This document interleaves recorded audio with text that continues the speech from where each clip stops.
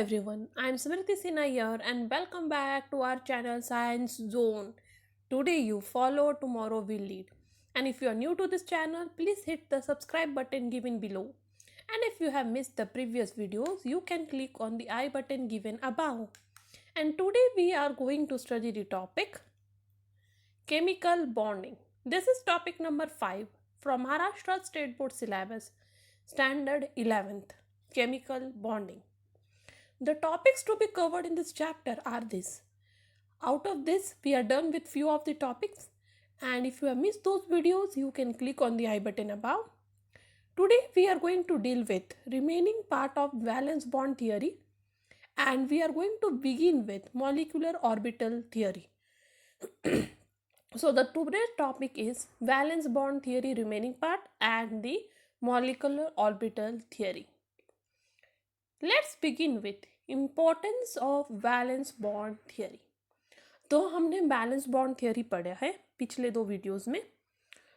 उसके साथ balance bond theory ने हाइब्रिडाइजेशन कॉन्सेप्ट कैसे लाया, उसने मॉलिक्यूल का फॉर्मेशन कैसे एक्सप्लेन किया है, ये सब हमने पिछले 2 वीडियोस में पढ़ा है. यदि आपने वो वीडियोस मिस किए हैं तो आप ऊपर वाले आई बटन पे क्लिक करके वो वीडियोस पे जा सकते हो. और आज हम पढ़ेंगे कि ये बैलेंस बॉन्ड थियरी क्यों इम्पॉर्टेंट था, उसने ऐसा क्या बताया कि वो स्टडी करना इम्पॉर्टेंट हो गया. तो पहला था कॉन्सेप्ट जो बैलेंस बॉन्ड थियरी ने एक्सप्लेन किया, वो था delocalisation of electron over 2 nuclei. तो जब भी मॉलिक्यूल बनता है तो उसके लिए 2 एटम साथ में आते हैं और वो दोनों के इलेक्ट्रॉन साथ में डिस्ट्रीब्यूट होकर दोनों न्यूक्लियाई को डीलोकलाइज होते हैं. मतलब दोनों न्यूक्लियाई के ऊपर से दोनों के इलेक्ट्रॉन घूमते हैं. इसलिए जो इलेक्ट्रॉन डीलोकलाइजेशन मतलब मूवमेंट ऑफ इलेक्ट्रॉन, वो दोनों न्यूक्लियाई के आजू बाजू होता है, ना कि सिर्फ एक. ये कॉन्सेप्ट एक्सप्लेन किया था पहली बार बैलेंस बॉन्ड थियरी ने. सेकेंड था shielding effect of electrons. Electrons shielding कैसे करते हैं. Shielding means protection. तो ये सपोज न्यूक्लियस है, ठीक है. न्यूक्लियस होता है पॉजिटिवली चार्ज. अब उसके आजू बाजू बहुत सारे ऑर्बिटल्स होते हैं. हर ऑर्बिटल में कोई ना कोई इलेक्ट्रॉन होता है. तो इसमें कुछ इलेक्ट्रॉन है, इसमें कुछ इलेक्ट्रॉन्स हैं. अब क्या होता है, ये इनर इलेक्ट्रॉन प्रोटेक्टेड होते हैं आउटर इलेक्ट्रॉन्स के वजह से. क्यों?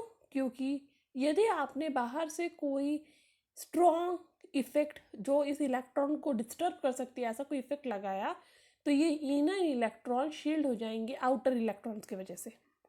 और इस टाइप के इफेक्ट्स को कहते हैं शील्डिंग इफेक्ट ऑफ इलेक्ट्रॉन्स, कि एक इलेक्ट्रॉन दूसरे इलेक्ट्रॉन को प्रोटेक्ट करता है.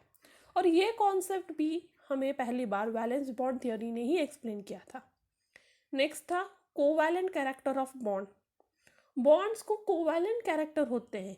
इसका मतलब जो इलेक्ट्रॉन शेयर हो रहे हैं वो एक एटम एक इलेक्ट्रॉन शेयर कर रहा है, दूसरा एटम दूसरा, तो साथ में 2 इलेक्ट्रॉन शेयर हो रहे हैं. ये दोनों इलेक्ट्रॉन जो शेयर हो रहे हैं वो दोनों एटम के न्यूक्लियस के आजू बाजू घूम रहे हैं, क्योंकि वो दोनों में इक्वली शेयर हो रहे हैं. और इसे कहते हैं कोवैलेंट कैरेक्टर ऑफ बॉन्ड, और ये एक्सप्लेन किया था वीवीटी ने, that is valence bond theory ने. नेक्स्ट था partial ionic character of covalent bond. Covalent bond को पार्शियल आयोनिक कैरेक्टर क्यों होता है. सपोज 2 एटम हैं X और एटम Y. ये दोनों साथ में आ रहे हैं. X अपना एक इलेक्ट्रॉन दे रहा है, Y अपना एक इलेक्ट्रॉन दे रहा है, और ये दोनों इलेक्ट्रॉन शेयर हो रहे हैं और कोवैलेंट बॉन्ड बन रहा है.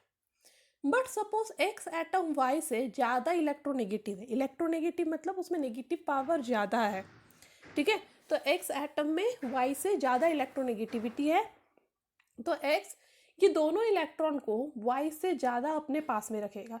तो आप देख सकते हैं दोनों इलेक्ट्रॉन दोनों में शेयर होने वाले हैं.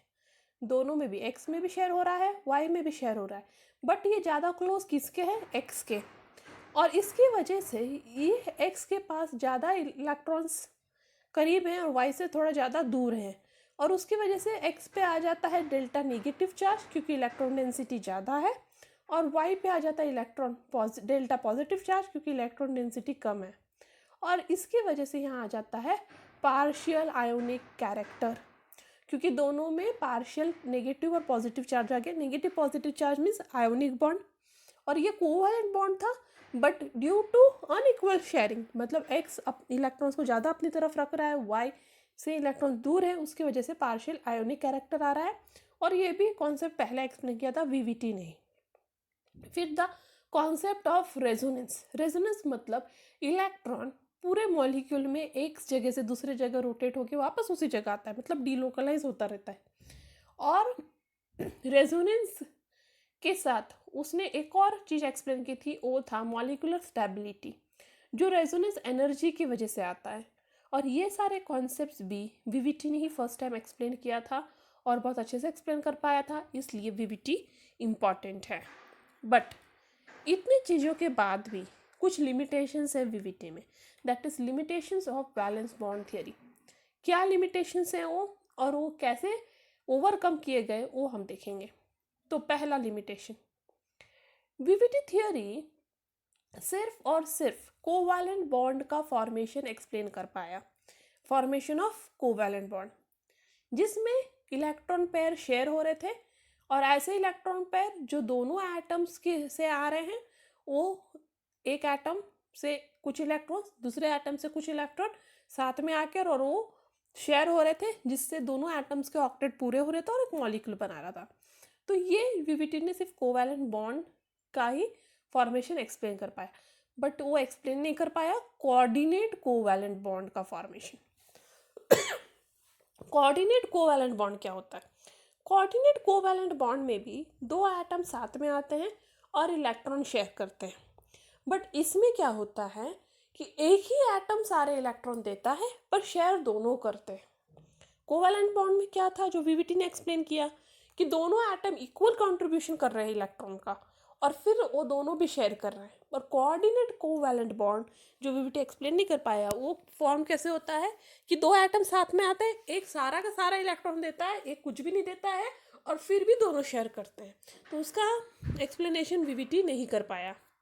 नेक्स्ट, ऑक्सीजन मॉलिक्यूल को यदि आप वीवीटी थियोरी के अनुसार स्टडी करें तो आपको लगेगा कि ये ऑक्सीजन मॉलिक्यूल डायमैग्नेटिक होता है, कि O2 इज डायमैग्नेटिक, क्योंकि उसमें कोई अनपेयर्ड इलेक्ट्रॉन ही नहीं होगा अकॉर्डिंग टू वीवीटी। ठीक है, तो ऑक्सीजन का एक एटम ऑक्सीजन के दूसरे एटम के करीब आता है, और फिर दोनों भी इलेक्ट्रॉन शेयर करते हैं, दोनों भी ऑक्टेट कंप्लीट करते हैं और ऑक्सीजन मॉलिक्यूल बनाते हैं, जिसमें एक भी अनपेयर्ड इलेक्ट्रॉन नहीं होता अब, और वो डायमैग्नेटिक बन जाता है। बट यदि आप ऑक्सीजन मॉलिक्यूल को एक्सपेरिमेंटली स्टडी करें तो आपको पता चलेगा ऑक्सीजन पैरामैग्नेटिक है, और उसमें दो अनपेयर्ड इलेक्ट्रॉन्स हैं, और उसके ये पैरामैग्नेटिक कैरेक्टर वीवीटी एक्सप्लेन नहीं कर पाया, क्योंकि वीवीटी के अनुसार ऑक्सीजन क्या था, डायमैग्नेटिक, और उसमें एक भी अनपेयर्ड इलेक्ट्रॉन नहीं था।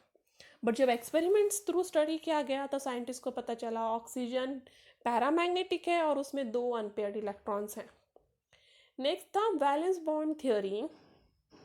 इलेक्ट्रॉन डिफिशिएंट मॉलिक्यूल्स को उनके बॉन्डिंग को एक्सप्लेन नहीं कर पाया। फॉर एग्जांपल B2H6, B2H6 में सेंट्रल एटम बोरॉन है, और ये सेंट्रल एटम बोरॉन में लेस नंबर ऑफ इलेक्ट्रॉन्स हैं, मतलब वो ऑक्टेट पूरा नहीं कर पा रहा, तो भी B2H6 एक स्टेबल मॉलिक्यूल है और एग्जिस्ट होता है। तो उसे वीवीटी एक्सप्लेन नहीं कर पाया कि इलेक्ट्रॉन डिफिशिएंट होने के बावजूद B2H6 मॉलिक्यूल कैसे एग्जिस्ट करता है, जिसमें सेंट्रल एटम का ऑक्टेट कंप्लीट नहीं हो रहा है। तो ये कुछ ड्रॉबैक्स थे जिसकी वजह से वीवीटी थियोरी में कुछ खामियां रह गई, और उसके ओवरकम करने के लिए नेक्स्ट थियोरी आई। नेक्स्ट थियोरी में जाने से पहले हम एक प्रॉब्लम सॉल्व करेंगे। Explain the formation of BeCl2 molecule. तो BeCl2 में सेंट्रल एटम कौन है, बेरिलियम। तो इलेक्ट्रॉनिक कॉन्फ़िगरेशन ऑफ बेरिलियम है 1s2 2s2 2p0। तो सेंट्रल मॉलिक्यूल बेरिलियम का क्या है, पहला electronic configuration 1s2 2s2 and 2p0। अब एक्साइटेड स्टेट में 1s2 रहेगा, 2s2 में से एक इलेक्ट्रॉन आप अनपेयर्ड करोगे, पिछली वीडियो को देखा तो आपको याद होगा, एक्साइटेड स्टेट में आपको एक इलेक्ट्रॉन अनपेयर करना है और उसे आगे वाले एम्प्टी ऑर्बिटल में जंप कराना है। जंप कराते अब इलेक्ट्रॉनिक कॉन्फ़िगरेशन आपका क्या है, 1s2, 2s1, 2p1। अब आपको हाइब्रिडाइजेशन दिखाना है। ऑफ कोर्स सिर्फ p ऑर्बिटल के एक ही ऑर्बिटल में इलेक्ट्रॉन है तो s और op कॉम्बाइन हो सकता है और आपके पास हाइब्रिडाइजेशन क्या आएगा, sp हाइब्रिडाइजेशन क्योंकि 2s कॉम्बाइन होने वाला है आपके 2p के एक ऑर्बिटल के साथ, तो अब आपके पास है sp हाइब्रिड ऑर्बिटल्स और दो एम्प्टी ऑर्बिटल्स p के रह जाएंगे, ठीक है, और वो sp हाइब्रिडाइजेशन बनाएगा। तो अभी देखो 2s और 2pz ऑर्बिटल दोनों साथ में आके बना रहे हैं sp हाइब्रिडाइज ऑर्बिटल और दो ऑर्बिटल साथ में आ रहे हैं इसलिए दो sp हाइब्रिडाइज ऑर्बिटल बन रहा है। तो number of hybridise orbital is always equal to the number of participating orbital. तो यहाँ पे दो पार्टिसिपेट हो रहे हैं ऑर्बिटल, इसलिए हाइब्रिडाइज ऑर्बिटल भी दो बनेंगे। दोनों का ओरिएंटेशन कितना रहेगा, 180 डिग्री टू ईच अदर। दोनों पे ऑर्बिटल एक दूसरे के 180 डिग्री के डिस्टेंस पे रहेंगे क्योंकि sp ऑर्बिटल में 180 डिग्री का डिस्टेंस मेंटेन होता है। तो आपने पिछले वीडियो को देखा होगा तो आपको याद होगा sp3 हाइब्रिडाइज ऑर्बिटल में 109 डिग्री का डिस्टेंस होता है सारे ऑर्बिटल्स में। फिर आपके sp2 में होता है 120 डिग्री का और sp में होता है 180 डिग्री का। तो वो लोग 180 डिग्री डिस्टेंस से रहेंगे क्योंकि उनमें मैक्सिमम डिस्टेंस और मिनिमम रिपल्शन होना चाहिए। 2pz ऑर्बिटल क्लोरीन का अब ये sp हाइब्रिडाइज ऑर्बिटल के साथ ओवरलैप करेगा। तो ये देख सकते हो आप, ये क्लोरीन का 2pz ऑर्बिटल है, दोनों क्लोरीन का जो दो sp hybridise orbital of beryllium के साथ ओवरलैप कर रहा है और बना रहा है BeCl2 मॉलिक्यूल। और ये लीनियर मॉलिक्यूल है क्योंकि वो sp हाइब्रिडाइज है इसलिए distance between the two orbital is always 180 degree. अब हम मूव करते हैं मॉलिक्यूलर ऑर्बिटल थियरी की तरफ जो बीबीटी की थियरी के कमियों को पूरा करने के लिए आया था और इसे MOT भी कहते हैं, मॉलिक्यूलर ऑर्बिटल थियरी। अब ये थियरी एक्चुअली किस चीज़ पे बेस्ड है, ये थियरी एक्चुअली एटॉमिक ऑर्बिटल से मॉलिक्यूलर ऑर्बिटल बनने के ऊपर बेस्ड है। कोई भी एटम साथ में आते हैं जिनमें एटॉमिक ऑर्बिटल्स होते हैं और दोनों साथ में आके इलेक्ट्रॉन शेयर्स करके मॉलिक्यूल बनाते हैं और उनमें हो जाते हैं अब मॉलिक्यूलर ऑर्बिटल। अभी एटॉमिक ऑर्बिटल, मॉलिक्यूलर ऑर्बिटल, ये कॉन्सेप्ट ऑर्बिटल का आया कहाँ से, तो ये कॉन्सेप्ट ऑर्बिटल का आया है क्वांटम मैकेनिक्स से। तो क्वांटम मैकेनिक्स ने ये ऑर्बिटल कॉन्सेप्ट इंट्रोड्यूस किया था। तो quantum mechanical wave function actually होता क्या है, वो डिफरेंशियल इक्वेशंस होते हैं और उनके सॉल्यूशन उनको साथ में कहते हैं वेव फंक्शन, ठीक है।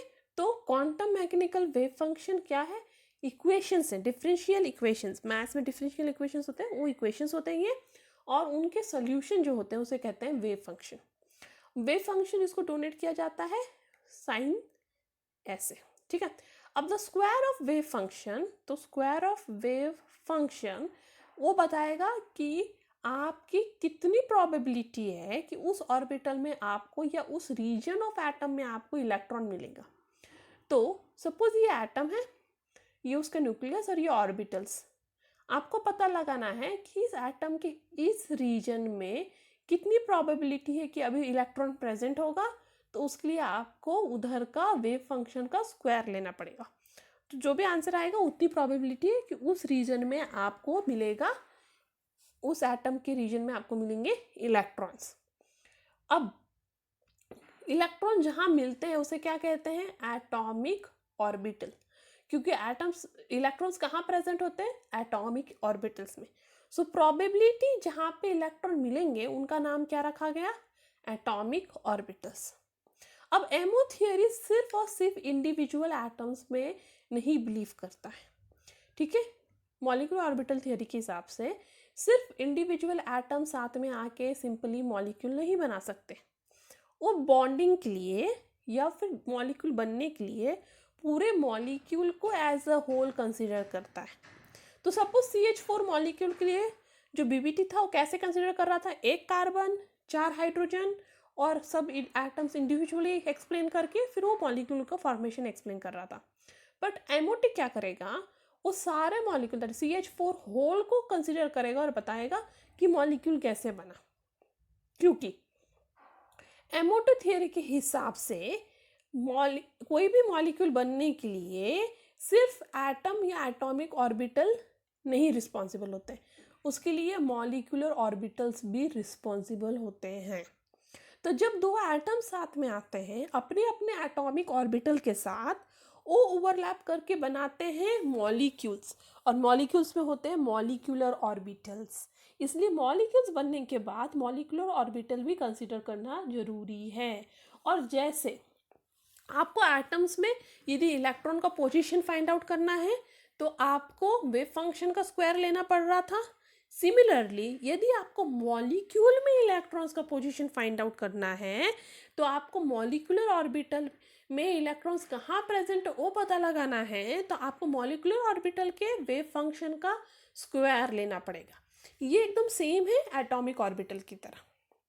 अब एटॉमिक ऑर्बिटल मॉलिक्यूलर ऑर्बिटल में मतलब like atomic orbital molecular orbital में भी एनर्जी लेवल्स होते हैं, क्योंकि एटॉमिक ऑर्बिटल्स में कैसे होते हैं, न्यूक्लियस है, न्यूक्लियस के पास एक ऑर्बिटल है, फिर उसके बाद एक ऑर्बिटल, ये सब में एक एनर्जी लेवल है कि इसमें कम एनर्जी है जो न्यूक्लियस के पास है, उसमें जितना ही ऑर्बिटल दूर जा रहा है एनर्जी बढ़ती जा रही है। तो सेम थिंग मॉलिक्यूल में भी हो रहा है, जो न्यूक्लियस के पास है मॉलिक्यूल के उसमें कम एनर्जी, और जैसे आप दूर जाओगे एनर्जी बढ़ता जाएगा। मतलब एटॉमिक ऑर्बिटल्स में जैसे एनर्जी लेवल्स होते हैं मॉलिक्यूलर ऑर्बिटल्स में भी एनर्जी लेवल्स होते हैं। एटॉमिक ऑर्बिटल्स में पर्टिकुलर शेप होते हैं, जैसे s ऑर्बिटल है तो स्पेरिकल, p ऑर्बिटल है डम्बल, d ऑर्बिटल है डबल डम्बल। तो सेम थिंग इसमें भी होता है, मॉलिक्यूलर ऑर्बिटल में भी उनमें भी कोई शेप्स होते हैं। और एटॉमिक ऑर्बिटल में एक ऑर्बिटल में कितने इलेक्ट्रॉन्स फिट हो सकते हैं, दोनों के स्पिन अपोजिट होने चाहिए। तो सेम थिंग मॉलिक्यूलर ऑर्बिटल में भी सिर्फ 2 ही इलेक्ट्रॉन फिल हो सकते हैं मैक्सिमम। तो हर एक ऑर्बिटल में सिर्फ 2 मैक्सिमम इलेक्ट्रॉन फिल होंगे, और दोनों के स्पिन भी अभी आपको क्या चाहिए, अपोजिट। तो इस तरह से एमओटी ने कंसिडर किया कि एटम्स में एटॉमिक ऑर्बिटल होता है बट मॉलिक्यूल्स में मॉलिक्यूलर ऑर्बिटल होता है। But atomic and molecular orbitals की बहुत सारी कैरेक्टरिस्टिक एंड प्रॉपर्टीज सेम है। नेक्स्ट हम बात करेंगे फॉर्मेशन ऑफ मॉलिक्यूलर ऑर्बिटल्स। अब एटॉमिक ऑर्बिटल से मॉलिक्यूलर ऑर्बिटल्स बनते कैसे हैं, तो अकॉर्डिंग टू एमओटी थियरी ने क्या कहा कि formation of molecular orbitals from atomic orbitals actually express किया जाता है linear combination of atomic orbitals के टर्म में। ठीक है, तो कभी भी एटॉमिक ऑर्बिटल यदि मॉलिक्यूलर ऑर्बिटल बन रहा है तो किस चीज में एक्सप्रेस होगा, वो linear combination of atomic orbitals, that is LCEAO, linear combination of atomic orbitals. तो ये बताएगा कि आपके मॉलिक्यूलर ऑर्बिटल्स एटॉमिक ऑर्बिटल से बन कैसे रहे। अब मॉलिक्यूलर ऑर्बिटल बनने के लिए आपको इलेक्ट्रॉन वेव्स जो हैं, जो इलेक्ट्रॉन्स हैं 2 एटम्स में, डिफरेंट एटम्स में, उन्हें कंबाइन करना पड़ेगा, उन्हें इंटरफेयर करना पड़ेगा। अब इलेक्ट्रॉन वेव्स जो होते हैं, जो एक एटम का इलेक्ट्रॉन वेव्स है, तो ये एक पहले एटम का इलेक्ट्रॉन वेव है, ये दूसरे एटम का इलेक्ट्रॉन वेव है, इन्हें इंटरफेयर करना होगा, इन्हें कंबाइन होना होगा, और वो फिर बनाएंगे मॉलिक्यूलर ऑर्बिटल। बट अब ये इंटरफेरेंस और ये कॉम्बिनेशन 2 टाइप के होते हैं। पहला होता है कंस्ट्रक्टिव, दूसरा होता है डिस्ट्रक्टिव। अब ये दोनों में डिफरेंस क्या है, यदि आप इस एटम, पहले एटम का दूसरे एटम के इलेक्ट्रॉन वेव को कंस्ट्रक्ट कर रहे हो, कंस्ट्रक्ट में क्या होगा, दोनों एक दूसरे में ऐड हो जाएंगे और दोनों एक दूसरे में रेनफोर्स हो जाएंगे। ठीक है, दोनों एक दूसरे में ऐड हो जाएंगे और पॉजिटिव रिजल्ट देंगे। बट यदि डिस्ट्रक्टिव है वो इंटरफेरेंस या वो कॉम्बिनेशन एटॉमिक ऑर्बिटल्स के डिस्ट्रक्टिव होगा, तो वो दोनों इलेक्ट्रॉन वेव एक दूसरे को कैंसिल कर देंगे। ठीक है, तो पहले एटम का इलेक्ट्रॉन वेव दूसरे एटम के इलेक्ट्रॉन वेव को कैंसिल कर देगा यदि आपका interference of electron wave destructive है। अब ये दो है टाइप्स हो गए, कंस्ट्रक्टिव और डिस्ट्रक्टिव। अब ये दो टाइप की वजह से दो टाइप ऑफ मॉलिक्यूलर ऑर्बिटल बन रहा है, क्योंकि एटॉमिक ऑर्बिटल्स में दो टाइप ऑफ इंटरैक्शन है। पहला इंटरैक्शन है कंस्ट्रक्टिव और दूसरा इंटरैक्शन है डिस्ट्रक्टिव। और ये दो अलग अलग इंटरैक्शन की वजह से आपके दो अलग अलग मॉलिक्यूलर ऑर्बिटल्स बनते हैं। तो पहला वाला बनता है by addition of the wave function, मतलब उनके इलेक्ट्रॉन वेव्स अब ऐड हो रहे हैं, दैट इज कंस्ट्रक्टिव हो रहे हैं। तो एडिशन होने की वजह से atomic orbitals wave function result in the formation of molecular orbital which is lower in energy than atomic orbital, और इसे कहते हैं बॉन्डिंग मॉलिक्यूलर ऑर्बिटल। अब इसको एक्सप्लेन करने के लिए मैं यहाँ बताती हूँ। सपोज ये पहला इलेक्ट्रॉन है जो वेव फंक्शन ए एटम से आया है। ये दूसरा इलेक्ट्रॉन है जो वेव फंक्शन बी एटम से आया है। ठीक है, तो पहला इलेक्ट्रॉन वेव फंक्शन या इलेक्ट्रॉन वेव फर्स्ट एटम से और ये दूसरे एटम से। अब ये दोनों इंटरैक्ट होंगे, ठीक है, दोनों भी इंटरैक्ट होंगे। पहले एटम का ऑर्बिटल दूसरे एटम का ऑर्बिटल इंटरैक्ट होगा, उनके वेव फंक्शंस इंटरैक्ट होंगे, और उसके बाद दो रिजल्ट आएगा, एक होगा कंस्ट्रक्टिव, एक होगा डिस्ट्रक्टिव। कंस्ट्रक्टिव की वजह से क्या होगा, दोनों एक दूसरे में ऐड हो जाएंगे। तो देख सकते हो आप दोनों इलेक्ट्रॉन एक दूसरे में ऐड हो गए। बट अब उनकी एनर्जी लेवल देखो, यहाँ पे उनकी एनर्जी इस लेवल पे थी, अब उनकी एनर्जी कहाँ है, इधर, मतलब कम हो गई। तो कंस्ट्रक्टिव में क्या होता है, जब दोनों वेव फंक्शन ऐड होते हैं तो ज़्यादा स्टेबल होता है और उनकी एनर्जी कम हो जाती है। तो जितना भी उनका एटॉमिक ऑर्बिटल की एनर्जी थी, ये तो एटॉमिक ऑर्बिटल्स हैं, करेक्ट, एटॉमिक ऑर्बिटल की जितनी एनर्जी थी वो कंस्ट्रक्टिव मॉलिक्यूलर ऑर्बिटल की उतनी ही कम एनर्जी होगी, उसकी एनर्जी कम हो जाएगी। और इस टाइप के ऑर्बिटल को आप कहोगे बॉन्डिंग एटॉमिक मॉलिक्यूलर ऑर्बिटल। इस टाइप के ऑर्बिटल को क्या कहोगे, बॉन्डिंग मॉलिक्यूलर ऑर्बिटल, क्योंकि वो कंस्ट्रक्शन से बना है और वो बॉन्डिंग कैरेक्टर्स दिखा रहा है। बट दूसरा है by subtraction of the wave function. जब वेव फंक्शन एक दूसरे से माइनस हो जाते हैं, जब एक दूसरे को कैंसिल करने लगते हैं, तब उनसे जो बनने वाला मॉलिक्यूलर ऑर्बिटल है, जब वेव फंक्शन दो एटॉमिक ऑर्बिटल के एक दूसरे को कैंसिल करेंगे, तो उनसे जो बनने वाला मॉलिक्यूलर ऑर्बिटल है उसकी एनर्जी हाई होगी, उसकी एनर्जी ज़्यादा होगी, और वो बनाएगा एंटी बॉन्डिंग मॉलिक्यूलर ऑर्बिटल। तो आप यहाँ देख सकते हो, अब मॉलिक्यूल ए का एटॉमिक ऑर्बिटल मॉलिक्यूल बी का एटॉमिक ऑर्बिटल इंटरफेयर होके बना रहा है, सब्ट्रैक्ट कर रहा है एक दूसरे को और कैंसिल कर रहा है एक दूसरे को, और बना रहा है एंटी बॉन्डिंग मॉलिक्यूलर ऑर्बिटल, जहाँ पे एक दूसरे से वो कैंसिल हो रहा है। इस ऑर्बिटल की एनर्जी आपके एटॉमिक ऑर्बिटल से ज़्यादा है, तो इस टाइप ऑफ मॉलिक्यूलर ऑर्बिटल की एनर्जी आपके एटॉमिक ऑर्बिटल से ज़्यादा होगी। तो आपको याद रखना है, दो टाइप ऑफ मॉलिक्यूलर ऑर्बिटल्स होते हैं, एक होता है बॉन्डिंग मॉलिक्यूलर ऑर्बिटल, उसको बोलते हैं BMO, दूसरा होता है एंटी बॉन्डिंग मॉलिक्यूलर ऑर्बिटल, उसे कहते हैं AMO। BMO की energy, that is bonding molecular orbital की एनर्जी, एटॉमिक ऑर्बिटल से कम होती है। एंटी बॉन्डिंग मॉलिक्यूलर ऑर्बिटल की एनर्जी एटॉमिक ऑर्बिटल से ज़्यादा होती है। BMO बॉन्डिंग मॉलिक्यूलर ऑर्बिटल, जब दो ऑर्बिटल्स ऐड हो जाते हैं एक दूसरे में, उनके वेव फंक्शन ऐड होते हैं, तब बनता है। और एंटी बॉन्डिंग, जब वेव फंक्शन सब्ट्रैक्ट हो जाते हैं या कैंसिल हो जाते हैं, तब बनता है। तो ये दो टाइप ऑफ एटॉमिक ऑर्बिटल्स हैं।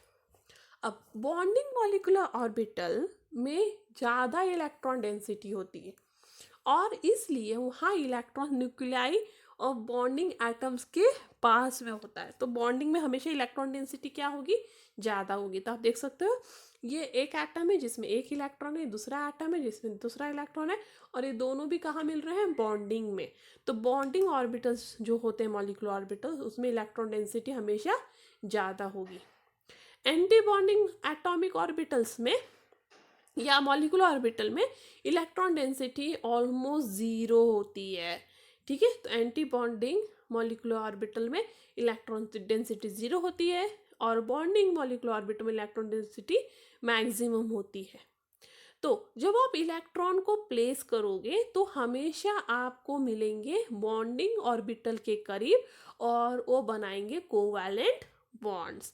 तो दो एटॉमिक ऑर्बिटल साथ में आ रहे हैं दो वेव फंक्शन के साथ, और वो दो टाइप ऑफ मॉलिक्यूलर ऑर्बिटल बना रहे हैं, एक बॉन्डिंग मॉलिक्यूलर ऑर्बिटल, एक एंटी बॉन्डिंग मॉलिक्यूलर ऑर्बिटल। और बॉन्डिंग और मॉलिक्यूलर ऑर्बिटल में इलेक्ट्रॉन डेंसिटी ज़्यादा होती है और इसलिए वो बनाते हैं कोवैलेंट बॉन्ड।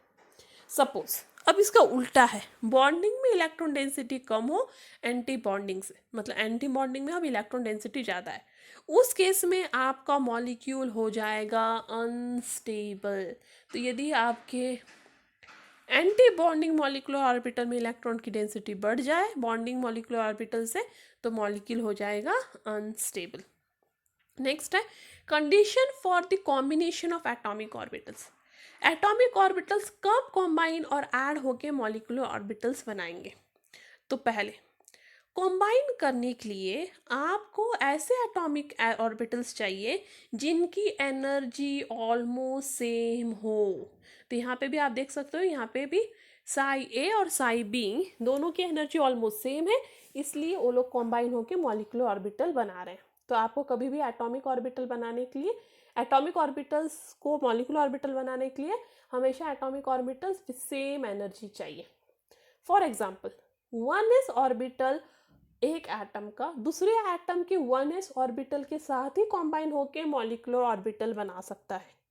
तो पहले एटम का यदि 1s ऑर्बिटल है तो दूसरे और एटम का भी आपको 1s ऑर्बिटल ही चाहिए, वो दोनों कॉम्बाइन होके ही आपको मॉलिक्यूलर ऑर्बिटल दे सकते हैं। बट 2s ऑर्बिटल के साथ 1s ऑर्बिटल कॉम्बाइन नहीं हो सकता क्योंकि 2s ऑर्बिटल की एनर्जी 1s ऑर्बिटल से ज़्यादा होती है और इस केस में फिर मॉलिक्यूलर ऑर्बिटल नहीं बन सकते। तो मॉलिक्यूलर ऑर्बिटल्स बनने के लिए आपको दो atomic orbital with almost same energy चाहिए। नेक्स्ट कंडीशन है जो भी एटॉमिक ऑर्बिटल्स कॉम्बाइन हो रहे हैं उनकी symmetry along the molecular axis भी सेम चाहिए। ठीक है, उनकी सिमिट्री भी, एनर्जी तो सेम चाहिए, सिमिट्री भी सेम चाहिए। तो सपोज आपका जेड एक्सिस है जो इंटर न्यूक्लियर एक्सिस है, तो उसमें जो एटॉमिक ऑर्बिटल्स हैं उनकी सेम एनर्जी चाहिए, उनकी सिमिट्री भी सेम चाहिए। यदि उनकी एनर्जी सेम है बट सिमिट्री सेम नहीं है तो मॉलिक्यूलर ऑर्बिटल्स नहीं बन सकते। यदि आपके पास दो एटॉमिक ऑर्बिटल्स है जिनकी एनर्जी ऑलमोस्ट सेम है बट सिमिट्री नहीं, तो नहीं बन सकते। इसलिए 2s ऑर्बिटल सिर्फ कॉम्बाइन हो सकता है 2pz ऑर्बिटल से बनाने के लिए मॉलिक्यूलर ऑर्बिटल, पर 2s ऑर्बिटल 2px या 2py के साथ कॉम्बाइन नहीं हो सकता आपको मॉलिक्यूलर ऑर्बिटल देने के लिए, क्योंकि उनकी सिमिट्रीज में प्रॉब्लम आ जाती है, उनकी सिमिट्रीज एक्सिस पे सेम नहीं है। इसलिए जब भी 2s ऑर्बिटल है वो सिर्फ 2pz ऑर्बिटल के साथ ही कॉम्बाइन होकर आपको मॉलिक्यूलर ऑर्बिटल दे सकता है क्योंकि वो सिमिट्रिकल बनाते हैं। नेक्स्ट है कि जब भी एटॉमिक ऑर्बिटल्स ओवरलैप हो रहे हैं, बना रहे हैं मॉलिक्यूलर ऑर्बिटल, उस समय मैक्सिमम ओवरलैप चाहिए। जितना ज़्यादा एटॉमिक ऑर्बिटल एक दूसरे के साथ ओवरलैप कर पाएंगे उतना ज़्यादा स्ट्रॉन्ग आपका बॉन्ड बनेगा और उतना ज़्यादा इलेक्ट्रॉन डेंसिटी वो दोनों न्यूक्लियाई के बीच में होगा। ठीक है, तो पहला कंडीशन क्या चाहिए, दोनों एटॉमिक ऑर्बिटल्स जो मॉलिक्यूलर ऑर्बिटल्स बनाने वाले हैं दोनों की एनर्जी सेम चाहिए। सेकंड कंडीशन, दोनों की सिमिट्री भी सेम चाहिए। थर्ड कंडीशन, दोनों में मैक्सिमम ओवरलैप होना चाहिए। नेक्स्ट है टाइप्स ऑफ मॉलिक्यूलर ऑर्बिटल्स। अब कितने टाइप्स ऑफ मॉलिक्यूलर ऑर्बिटल्स हैं? तो कोई भी डायटॉमिक मॉलिक्यूल में एटॉमिक ऑर्बिटल्स कॉम्बाइन होते हैं और मॉलिक्यूलर ऑर्बिटल्स बनाते हैं। दो टाइप ऑफ मॉलिक्यूलर ऑर्बिटल बनाते हैं, एक है सिग्मा, उसको कहते हैं सिग्मा बॉन्ड, एक है पाई जिसे कहेंगे पाई बॉन्ड। सिग्मा डेसिनेट किसके लिए होता है, जिनके मॉलिक्यूलर ऑर्बिटल्स में सिमिट्रिकल होते हैं अराउंड बॉन्ड एक्सिस। तो सिग्मा, ये देखो सिग्मा है तो बॉन्ड एक्सिस है, ये सपोज बॉन्ड एक्सिस है, बॉन्ड एक्सिस के अराउंड वो सिमिट्रिकल है और उसे कहोगे आप सिग्मा बॉन्ड। ठीक है, बट पाई के लिए होता है अनसिमेट्रिकल। तो आप देख सकते हो यहाँ बॉन्ड एक्सिस है, बॉन्ड एक्सिस के अराउंड यदि दोनों भी साइड अनसिमेट्रिकल है तो उसे कहोगे पाई बॉन्ड। तो सिमेट्रिकल के लिए सिग्मा बॉन्ड, अनसिमेट्रिकल के लिए पाई बॉन्ड। अब s orbital are spherically symmetry around x y and z axis, क्योंकि s ऑर्बिटल क्या होता है, स्पेरिकल होता है, और स्पेरिकल होने की वजह से x एक्सिस में जाओ या y एक्सिस में जाओ या z एक्सिस में जाओ, वो हर जगह से सिमिट्रिकल है। इसलिए जब दो 1s ऑर्बिटल्स एक दूसरे के करीब आएंगे तो वो दो न्यूक्लियाई ले आएंगे साथ में और वो बनाएंगे दो मॉलिक्यूलर ऑर्बिटल। तो जब दो 1s ऑर्बिटल साथ आ रहे हैं तो कितने मॉलिक्यूलर ऑर्बिटल बनेंगे, दो। तो जितने एटॉमिक ऑर्बिटल इन्वॉल्व होते हैं उतने ही मॉलिक्यूलर ऑर्बिटल बनते हैं। यहाँ दो एटॉमिक ऑर्बिटल इन्वॉल्व है इसलिए दो मॉलिक्यूलर ऑर्बिटल्स बनेंगे यहाँ पे, और उन्हें डिसिनेट किया जाएगा सिग्मा से क्योंकि वो सिमेट्रिकल है। ठीक है, तो अलोंग बॉन्ड एक्सिस सिमेट्रिकल है तो होता है हमेशा सिग्मा बॉन्ड, इसलिए एस ऑर्बिटल हमेशा सिग्मा बॉन्ड बनाएगा। अब दो सिग्मा बॉन्ड बनाएगा क्योंकि दो एटॉमिक ऑर्बिटल्स इन्वॉल्व है इसलिए दो मॉलिक्यूलर ऑर्बिटल बनने चाहिए। तो पहला होगा सिग्मा मॉलिक्यूलर ऑर्बिटल और उसे कहोगे बॉन्डिंग मॉलिक्यूलर ऑर्बिटल, और दूसरा होगा anti bonding that is sigma star orbital. तो आप यहाँ देख सकते हो ये हाइड्रोजन एटम है जिसमें पहले हाइड्रोजन एटम का 1s ऑर्बिटल दूसरे हाइड्रोजन एटम के 1s ऑर्बिटल से ओवरलैप होने वाला है और मॉलिक्यूलर ऑर्बिटल बनाने वाला है। यहाँ दो एटॉमिक ऑर्बिटल इन्वॉल्व है इसलिए यहाँ पे दो मॉलिक्यूलर ऑर्बिटल मिलने चाहिए। तो ये पहले केस में मिल रहा है 1s जो दूसरे 1s में ऐड हो रहा है, कंस्ट्रक्टिव। कंस्ट्रक्टिव से हमेशा हमें मिलता है बॉन्डिंग मॉलिक्यूलर ऑर्बिटल और उसे दिखाया जाता है सिग्मा से। ये स्टार यहाँ गलती से दिया है, टेक्स्ट बुक में रफ कर देना तो हो जाएगा सिग्मा 1s, जिसकी एनर्जी आपके मॉलिक्यूलर ऑर्बिटल की एनर्जी से देखिए कम है। तो ये एटॉमिक ऑर्बिटल की एनर्जी है उससे आपकी ये वाला बॉन्डिंग मॉलिक्यूलर ऑर्बिटल की एनर्जी कम है। दूसरे केस में वो बनाएगा एंटी बॉन्डिंग मॉलिक्यूलर ऑर्बिटल, जहाँ पहले एटॉमिक ऑर्बिटल दूसरे एटॉमिक ऑर्बिटल को कैंसिल करेगा उसके वेव फंक्शंस और वो बनाएंगे एंटी बॉन्डिंग मॉलिक्यूलर ऑर्बिटल, जिसको डिनोट करोगे आप सिग्मा स्टार 1s से। उसमें प्रेजेंट होता है नोड। ठीक है, ये इसको कहते हैं नोड, जो दो एटॉमिक ऑर्बिटल को एक दूसरे से कैंसिल करने में हेल्प कर रहा है। और इस एंटी बॉन्डिंग मॉलिक्यूलर ऑर्बिटल की एनर्जी आपके एटॉमिक ऑर्बिटल से ज़्यादा है। तो एंटी बॉन्डिंग मॉलिक्यूलर ऑर्बिटल की एनर्जी आपके एटॉमिक ऑर्बिटल से ज़्यादा चाहिए। ठीक है, बट अब आप कंसिडर करोगे z axis, that is pz का। pz ऑर्बिटल एक एटम का दूसरे एटम के pz ऑर्बिटल से ओवरलैप आ रहा है, तब बनाएगा वो sigma 2pz bonding and sigma star 2pz anti bonding. तो ये है, तो ये था पहले मॉलिक्यूल का pz ऑर्बिटल, सॉरी एटम का, ये है सेकेंड एटम का pz ऑर्बिटल। ये दोनों ओवरलैप होके बनाएगा दो ऑर्बिटल्स ओवरलैप हो रहे हैं एटॉमिक ऑर्बिटल से, दो मॉलिक्यूलर ऑर्बिटल्स बनने चाहिए। तो ये पहला मॉलिक्यूलर ऑर्बिटल है, ये दूसरा। पहला है बॉन्डिंग जिसे कहोगे आप पाई पी, z लिख दीजिए यहाँ क्योंकि z ऑर्बिटल ओवरलैप हो रहे हैं, और इसे कहोगे एंटी बॉन्डिंग जो होगा पाई स्टार pz। ठीक है, अब px py ऑर्बिटल सिमेट्रिकल नहीं होते एक्सिस के अराउंड, इसलिए उनमें दो टाइप ऑफ लोब होते हैं, positive lobe and negative lobe. अब पॉजिटिव लोब और नेगेटिव लोब क्या होता है, तो ये ब्लू कलर जो है उसे आप कंसिडर कर लीजिए पॉजिटिव, रेड को नेगेटिव, आप उसका उल्टा भी कंसिडर कर सकते हो। तो जो px एंड py जो ऑर्बिटल्स हैं उनमें दो टाइप ऑफ ऑर्बिटल्स लोब्स हैं। ठीक है, डबल शेप है ना ये, तो उसके लोब दोनों भी दो टाइप के, एक पॉजिटिव है और एक नेगेटिव है। तो जब उनमें लीनियर कॉम्बिनेशन होता है और जब उसके बाद वो बॉन्डिंग और एंटी बॉन्डिंग ऑर्बिटल्स बनाते हैं तो वो एक्सिस के एक तरफ पॉजिटिव लोब दिखाते हैं, एक्सिस के दूसरी तरफ नेगेटिव लोब। एंटी बॉन्डिंग के लिए दोनों लोब्स अपोजिट होते हैं। तब जब दोनों लोब एक जैसे साथ में होते हैं, ठीक है, दोनों पॉजिटिव पॉजिटिव साथ में, दोनों नेगेटिव नेगेटिव साथ में, तब वो बनाते हैं बॉन्डिंग मॉलिक्यूलर ऑर्बिटल। ये सिर्फ किसके लिए है, px एंड py के लिए। ठीक है, जिनके दोनों लोब्स अलग अलग साइन के हैं, एक पॉजिटिव एक नेगेटिव है। तो जब पॉजिटिव पॉजिटिव के सामने आएगा और नेगेटिव नेगेटिव के सामने आएगा तब वो बनाएंगे bonding molecular orbital. But suppose positive के सामने आ गया नेगेटिव और नेगेटिव के सामने आ जाए पॉजिटिव, तब वो बनाएंगे एंटी बॉन्डिंग मॉलिक्यूलर ऑर्बिटल। तो बॉन्डिंग मॉलिक्यूलर ऑर्बिटल में जो एक्सिस है उसके एक साइड होगा पॉजिटिव, एक साइड होगा नेगेटिव, पर एंटी बॉन्डिंग में दोनों साइड प्रेजेंट रहते हैं।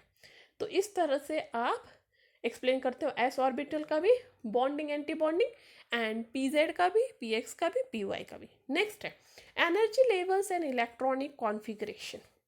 तो जब 1s ऑर्बिटल कॉम्बाइन होता है पहला एटम का दूसरे एटम के 1s ऑर्बिटल से, तो दो मॉलिक्यूलर ऑर्बिटल्स बनते हैं। क्योंकि दो एटॉमिक ऑर्बिटल्स कॉम्बाइन हो रहे हैं इसलिए दो मॉलिक्यूलर ऑर्बिटल्स बनेंगे। एक होगा सिग्मा 1s, दूसरा होगा सिग्मा स्टार 1s। ठीक है, अब ये एक होगा sigma 1s means bonding molecular orbital और sigma star 1s means anti bonding molecular orbital. वैसे ही जब दो 2s ऑर्बिटल एक दूसरे से कॉम्बाइन होंगे तो ऑफ कोर्स वापस दो मॉलिक्यूलर ऑर्बिटल बनेंगे। जितने भी एटॉमिक ऑर्बिटल कॉम्बाइन होते हैं उतने मॉलिक्यूलर ऑर्बिटल बनते हैं। तो दो 2s ऑर्बिटल्स कॉम्बाइन हो रहे हैं तो दो मॉलिक्यूलर ऑर्बिटल बनेंगे। एक होगा sigma star 2s that is anti bonding molecular orbital, दूसरा होगा sigma 2s that is bonding molecular orbital. और जब तीन p ऑर्बिटल 2p ऑर्बिटल एक दूसरे से कॉम्बाइन होंगे तो तीन 2p ऑर्बिटल्स मिलेंगे। ठीक है, दैट इज एक्चुअली 6 मिलेंगे। देखो मैं बताती हूँ, जब तीन 2p ऑर्बिटल्स पहले एटम का दूसरे एटम के तीन 2p ऑर्बिटल से कॉम्बाइन होंगे तो 3 + 3 कितने हुए 6। तो पहले एटम का 3 2p ऑर्बिटल्स, सेकेंड एटम की 3 2p ऑर्बिटल्स कॉम्बाइन हो रहे हैं, मतलब टोटल 6 ऑर्बिटल्स कॉम्बाइन हो रहे हैं, इसलिए आपको मिलेंगे 6 मॉलिक्यूलर ऑर्बिटल्स।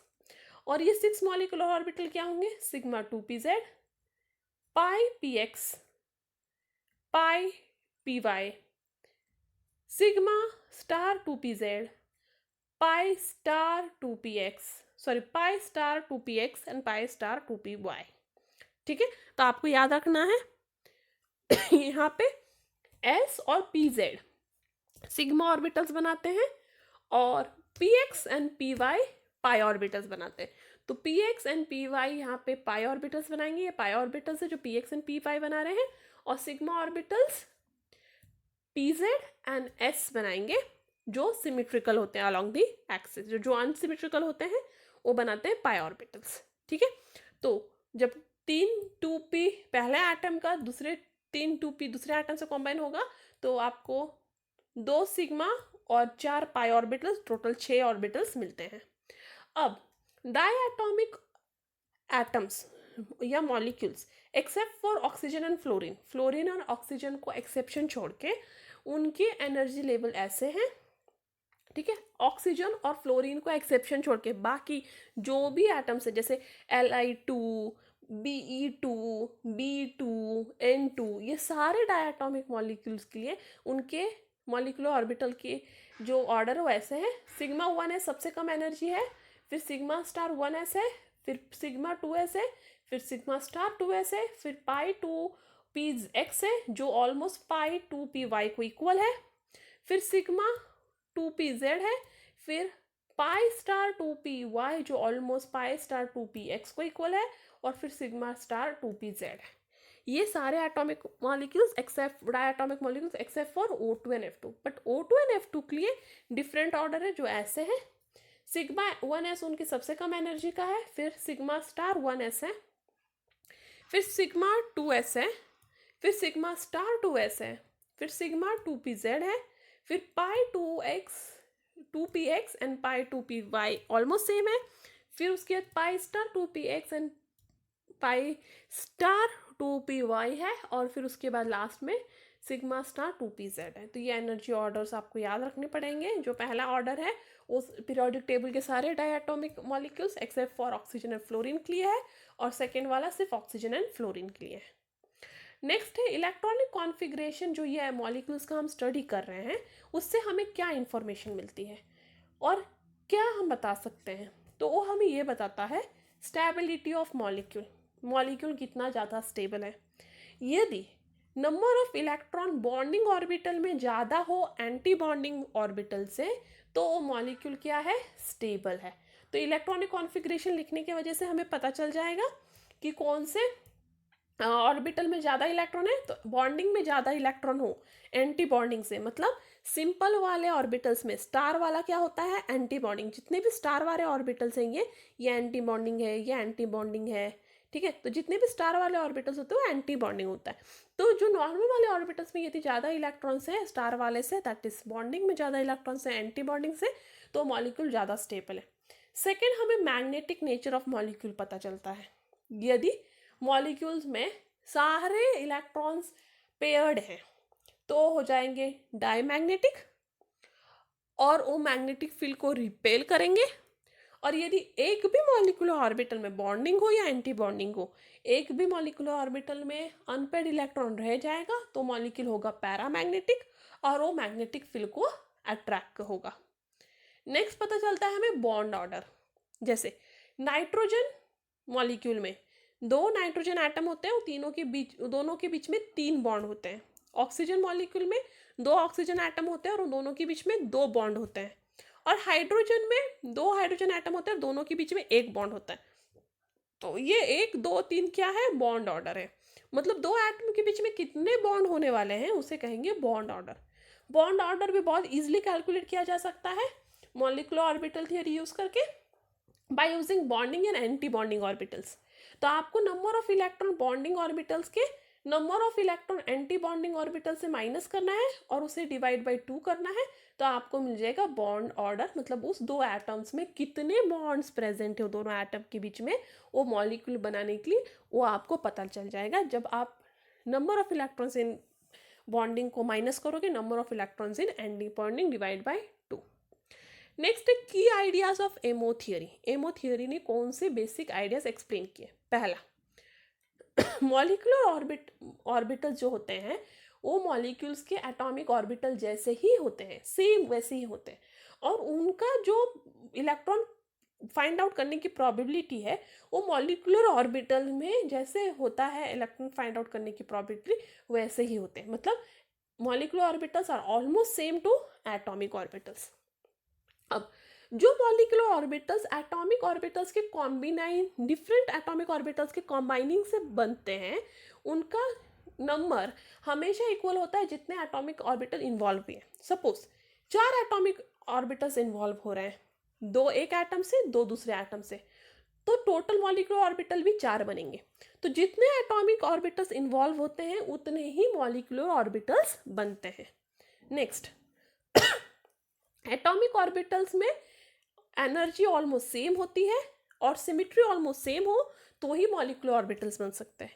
यदि 2 ऑर्बिटल्स जिनकी एनर्जी डिफरेंट है, जिनकी सिमेट्री डिफरेंट है, वो मॉलिक्यूलर ऑर्बिटल्स नहीं बना सकते।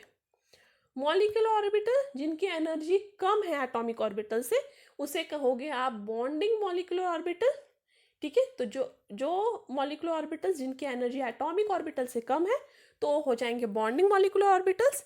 और वो मॉलिक्यूलर ऑर्बिटल्स जिनकी एनर्जी एटॉमिक ऑर्बिटल से ज़्यादा है उसे कहोगे एंटी बॉन्डिंग मॉलिक्यूलर ऑर्बिटल्स। तो बॉन्डिंग में एनर्जी मॉलिक्यूलर एटॉमिक ऑर्बिटल से कम है, एंटी बॉन्डिंग में एनर्जी ज़्यादा है। इलेक्ट्रॉन्स हमेशा सबसे कम एनर्जी वाले मॉलिक्यूलर ऑर्बिटल में फील होते हैं। तो जैसे अभी हमने एनर्जी ऑर्डर से यहाँ पे पढ़ा है, तो आपको इलेक्ट्रॉन फिल करना है तो आप सबसे पहले इसमें फिल करोगे, फिर इसमें और सीक्वेंस में जाओगे।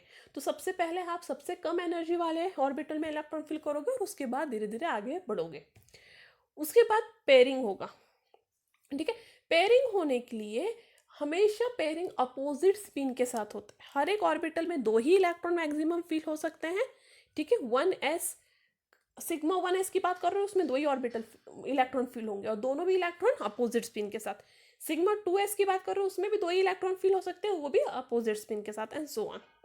बॉन्ड ऑर्डर आप इजिली मॉलिक्यूल का कैलकुलेट कर सकते हो जब आपको नंबर ऑफ बॉन्डिंग इलेक्ट्रॉन्स पता है, bonding of anti bonding, number of anti bonding electrons पता है, उसको यूज करके आप इजिली कोई भी मॉलिक्यूल का बॉन्ड ऑर्डर कैलकुलेट कर पाओगे। और इस तरह से मॉलिक्यूलर ऑर्बिटल थियरी बहुत इंपॉर्टेंट है। And that's all for today. Thank you. If you have any doubt, any comment, any suggestion, you are free to do that on askyourdoubt04@gmail.com. If you like my video, give me a thumbs up. Share this video to more and more of your friends and before departing. Feeling gratitude and not expressing it is like wrapping a present but not giving it. And that's all for today. Thank you. Stay tuned.